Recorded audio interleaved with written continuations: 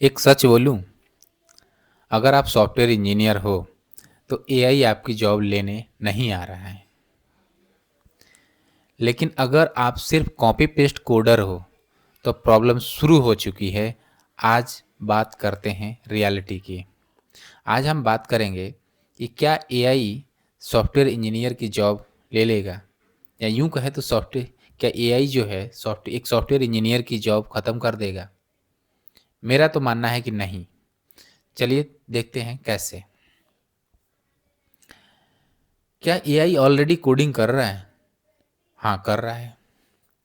आज आज के टूल्स जैसे GitHub Copilot, chat GPT, Claude code लिख सकता है, या यूं कहूँ तो लिख रहा है। लोग यूज कर रहे हैं।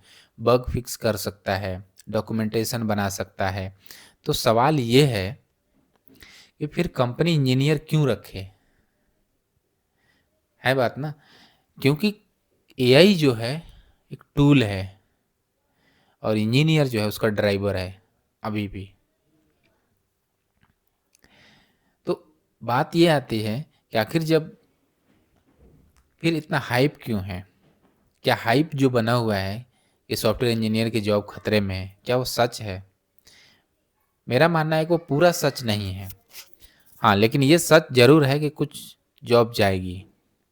लेकिन किसकी जाएगी, किसकी जॉब रिस्क में है, ये भी एक ब्रूटल ऑनेस्ट है, उसका भी समझना जरूरी है। जो सिर्फ क्रड एपीआई बनाता है, बनाने वाले लोग, जो स्टैक ओवरफ्लो डिपेंडेंट डेवलपर्स हैं, जो सिर्फ सिंटेक्स जानते हैं, जो बिजनेस लॉजिक नहीं समझते, या एक लाइन में यूं कहूँ तो जो सिर्फ और सिर्फ कोड लिखते हैं, उनकी जॉब खतरे में है। एआई रिपीटेटिव काम बेटर करेगा हमेशा। और बेसिक जो कोड जनरेशन है, राइट, एआई फास्ट है, बहुत फास्ट है। जितना काम दोस्त तुम 2 दिन 4 दिन या 5 दिन में कर सकते हो, वो 10 मिनट में 5 मिनट में करके दे देगा, अगर उसको प्रॉपर प्रॉम्प्ट दिए तो। ठीक है। लेकिन ये भी बात समझना जरूरी है कि फिर सेफ कौन है? अगर सभी की नौकरी जा ही रही है तो फिर इतने लोग जॉब कर कैसे रहे हैं? या यूं कहे कि सबकी नौकरी जब जाने ही वाली है तो कंपनी फिर हायर क्यों कर रही है? इसका मतलब है कुछ रोल है, कुछ उसके पॉइंट्स है जो अगर उसको फॉलो किया जाए तो वो लोग सेफ हो सकते हैं। कौन सेफ है, ये सुनना ध्यान से। एआई रिप्लेस नहीं करेगा किसको? सिस्टम डिजाइनर्स को, जो स्केलेबल आर्किटेक्चर बना सकता है, जो प्रॉब्लम सॉल्वर होगा, जो अनक्लियर रिक्वायरमेंट को क्लियरिफाई कर सकता है। इंजीनियर्स जो बिजनेस को समझते हो, जो रेवेन्यू इम्पैक्ट करते हो। इंजीनियर जो एआई को सीखता हो और अपने इम्पैक्ट को, अपने आउटपुट को डबल ट्रिपल कर देता हो, उसकी जॉब नहीं जाने वाली है। अब पॉइंट बाय पॉइंट थोड़ा डिटेल में इसको समझ लेते हैं। सिस्टम डिज़ाइन जब हम कहते हैं, एआई आपका कोड लिख सकता है, एआई आपको फंक्शन बना सकता है, लेकिन आपका जो रिक्वायरमेंट है उस रिक्वायरमेंट के हिसाब से आपका सिस्टम डिज़ाइन क्या होगा, कितने रिसोर्स लगेंगे, कौन कितने कौन सा डीबी होगा, ये सब आपको डिसाइड करना है। कितने यूजर्स हैं उसके हिसाब से उसको कितना स्केलेबल बनाना है, वो एक सॉफ्टवेयर इंजीनियर ही करेगा। हो सकता है एआई उस पर भी सजेशन दे कि मुझे मान लीजिए कि मैं 1 मिलियन रिक्वेस्ट आ रहा है, उसके हिसाब से मैं क्या करूं, सजेशन देगा। उसको इम्प्लीमेंट करना सॉफ्टवेयर इंजीनियर का ही काम होगा। क्यों? क्योंकि अभी इतना स्ट्रॉन्ग एआई नहीं हुआ है, या इन फ्यूचर ये भी कहें कि ब्लाइंडली कभी भी एआई पे फेथ नहीं किया जाएगा। उसका सिर्फ और सिर्फ ये कारण है क्योंकि हो सकता है कि कुछ उसका नेगेटिव इम्पैक्ट भी आए, और नेगेटिव इम्पैक्ट आने से हो सकता है उसके, आपके मान लीजिए AWS पे होस्टेड है आपका एप्लीकेशन, कॉस्ट बढ़ जाए। हो सकता है उसने कुछ गलत चेंज कर दिया, सर्वर डाउन हो गया, कुछ भी हो सकता है, तो वहाँ पे एक चेकमेट हमेशा रहेगा ही रहेगा। दूसरा चीज़ जो मुझे समझ में आता है,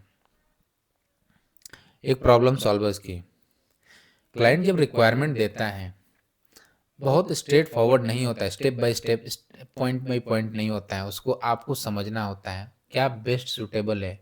वो एक ले मैन रिक्वायरमेंट होता है, उस ले मैन रिक्वायरमेंट को टेक्निकली, क्योंकि अगर उस चीज़ को आप एआई से पूछोगे, एआई को नहीं मालूम कि आपने वर्बली उससे क्या पूछा, क्या समझा, या उसकी क्या नीड है।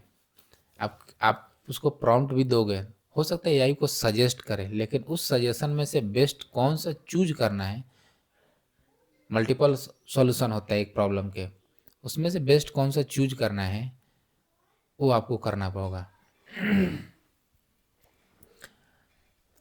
ठीक है। दूसरा जो चीज़ मुझे समझ में आता है कि सॉफ्टवेयर इंजीनियर जो टेस्टिंग का रोल है, अभी हम लोग बहुत सुनते हैं कि सॉफ्टवेयर इंजीनियर जो टेस्टिंग का रोल है ये ख़त्म हो जाएगा। मुझे लगता है कि ये एक हाइप है, क्योंकि जो एआई कोड जनरेट करता है उसको बिना वेरीफाई किए प्रोडक्शन में डालना एक रिस्की जॉब है, रिस्की है। उसके लिए टेस्टर की ज़रूरत पड़ेगी ही पड़ेगी। हाँ, वो टेस्टर भी एआई का इस्तेमाल करके ही टेस्ट करेगा, ये भी ध्यान रखना। ऐसा नहीं कि वो मैनुअल टेस्टिंग करेगा, एआई के इस्तेमाल से ही करेगा, लेकिन टेस्टर की भी ज़रूरत पड़ेगी। और जो सबसे इम्पोर्टेंट जो काम, अगर जब सब कुछ इतना, ये जो लूप है, कोड लिखना फास्ट हो गया, टेस्ट करना फास्ट हो गया, सब कुछ फास्ट है, इसका इम्पैक्ट और पॉजिटिव इम्पैक्ट मैं कहता हूँ कि क्या होगा, ये होगा कि 2-3 लोग मिलके आसानी से एक बड़े से बड़ा प्रोजेक्ट बना सकते हैं। अर्थात खुद की भी आप अपनी कोई आइडिया अगर आपके माइंड में है, उसको बहुत आसानी से, बहुत इजीली, बहुत कम समय में उसको डेवलप कर सकते हो। पहले क्या होता था कि लोगों के पास आइडिया होता था, लेकिन फाइनेंशियली बजट नहीं होना होने की वजह से उसको लोग बनाते नहीं थे, क्योंकि टाइम बहुत ज़्यादा लगता था, लोग समय लगते थे, समय लगता था। उस एआई के आने की वजह से सॉफ्टवेयर बनना आसान हो जाएगा। तो उसका इम्पैक्ट ये होगा कि आप अकेले भी एक छोटा मोटा कोई, अगर आपका आइडिया है, कोई थॉट है, कोई एप्लीकेशन बनाना चाहते हो, तो आप इजीली बना सकते हो। दूसरा इम्पैक्ट जो मुझे समझ में आता है, अभी तक जो सॉफ्टवेयर था वो एक महंगा टूल था, हर कोई नहीं बनवाता था। आने वाले फ्यूचर में ये बहुत चीप होने वाला है, क्योंकि हर इंडिविजुअल एआई की हेल्प से सॉफ्टवेयर बना सकता है, अगर वो टेक्निकल है तो इसका ब्रॉडर पर्सपेक्टिव जो देखा जाए तो बदलने वाला है। जो पहले क्या था कि बड़ी कंपनी होती थी, कंपनी में लोग काम करते थे, वो कॉन्सेप्ट बदलने वाला है। कॉन्सेप्ट कैसे बदलेगा? बड़ी कंपनी तो अभी भी होगी, बड़े सॉफ्टवेयर अभी भी होंगे, उसमें लोग कम होंगे, लेकिन जो इंडिविजुअल जो लोग हैं वो अपना खुद का प्रोडक्ट भी बना करके मार्केट में सेल कर सकते हैं। तो जो मेजर जो मुझे बेनिफिट दिखता है वो है। तो सिर्फ निगेटिव नहीं है, पॉजिटिव भी है। चलो देख लेते हैं कि ठीक है, मान लीजिए कि ये तो बिजनेस आइडिया हुआ कि आप अपना भी बना सकते हो, ठीक है। उसके अलावा आप क्या कर सकते हो सर्वाइवल के लिए अभी? ठीक है, एआई को दुश्मन नहीं, असिस्टेंट बनाओ, ठीक है। डेली यूज करो, कोड एक्सप्लेन करवाओ, टेस्ट केस जनरेट करवाओ, रिफैक्टरिंग करवाओ, जो भी आप डेली यूज काम कर रहे हो उसको एआई के हेल्प से फास्ट करो, आउटपुट अपना डबल करो, ठीक है, ताकि लोगों को लगे कि नहीं, आप एआई से आपका ग्रोथ बढ़ गया है, ये ना लगे कि एआई की वजह से आप पीछे छूट गए हो। कोर स्ट्रांग करो सबसे पहली by data structure, system design, database internals, networking, cloud architecture, सब पढ़ो। ये सब अब ये नॉर्मल फ्रेम में आने वाला है, आ गया है। पहले क्या होता था, आपको कोई लैंग्वेज आती थी, डेटाबेस आता था और कोड लिखते थे, आपको एंट्री मिल जाती थी। अब नहीं मिलेगा, सिस्टम डिज़ाइन पर ही नौकरी मिलेगी। सिस्टम डिज़ाइन नहीं आता, डेटा स्ट्रक्चर नहीं आता, आपको नौकरी नहीं मिलेगी। लिख के ले लो भाई, ठीक है। स्किल, हाई वैल्यू स्किल सीखो, जैसे डिस्ट्रीब्यूटेड सिस्टम बनाओ, माइक्रो सर्विस आर्किटेक्चर पे कोई एप्लीकेशन बनाओ, क्लाउड पे AWS, ये सब सीखो, ठीक है। डेवऑप्स का ऑटोमेशन सीखो, सब ये है ना। AI का इंफ्रा डिज़ाइन, AI जो है कभी भी इंफ्रा डिज़ाइन नहीं करेगा, जब मैंने पहले ही बता दिया। जो चौथी जो पॉइंट है भाई, अभी तक हम ये कहते आ रहे थे कि कम्युनिकेशन स्किल जो है अगर मिड लेवल का भी है या बिगिनर लेवल का भी तो चल जाता था, अब नहीं चलेगा, क्योंकि क्लाइंट से बात कौन करेगा? AI नहीं करेगा, वो भी एक बहुत डिमांडिंग पोजीशन होगा। रिक्वायरमेंट का कौन क्लैरिफाई करेगा, ठीक है। टीम लीड कौन बनेगा? और इन सब रोल के लिए जो आपका कम्युनिकेशन होता है बहुत ही इम्पोर्टेंट रोल प्ले करता है। कम्युनिकेशन नहीं है, मैंने अपने पहले भी वीडियो में बता चुका हूँ कि अगर आपका कम्युनिकेशन ठीक नहीं है, अर्थात आप मिड लेवल के कम्युनिकेशन है आपका, तो आपको एंट्री मिल जाएगी, आप सर्वाइव कर सकते हो। लेकिन आपको जब बड़े पोजीशन पे जाने के लिए कम्युनिकेशन मस्ट है, ठीक है। कंपनीज क्या कर रही है? जूनियर की हायरिंग स्लो हुई है, फैक्ट है। मिड और सीनियर की डिमांड स्ट्रांग है। पता है क्यों? क्योंकि बिकॉज AI जूनियर का काम ऑटोमेट कर चुका है। हर किसी से मैं बात करता हूँ तो वो AI के इस्तेमाल से जितने भी कोडिंग वोडिंग का ये सब काम था वो ख़त्म हो चुका है। सीनियर इंजीनियर की वैल्यू बढ़ गई है, क्योंकि एक सीनियर जो है AI के हेल्प से 3 से 4 जूनियर का काम अकेले कर देता है।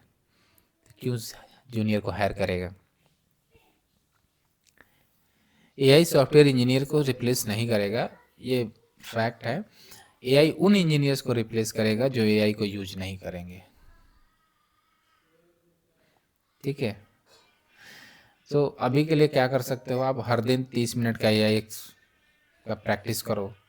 एक साइड प्रोजेक्ट AI से को यूज करके बनाओ, आर्किटेक्चर समझना स्टार्ट कर दो, बिजनेस थिंकिंग डेवलप करो, सबसे बड़ी चीज़, ठीक है। चलो ठीक है। अगर आप चाहते हो कि मैं आगे भी एक complete AI plus software engineer का रोड मैप बनाऊं, जिसमें 2, 3 या 5 साल के एक्सपीरियंस के हिसाब से, तो कमेंट करो। सर्वाइव AI या जो भी आपको लगे, जो भी आपका थॉट है उसको कमेंट करो।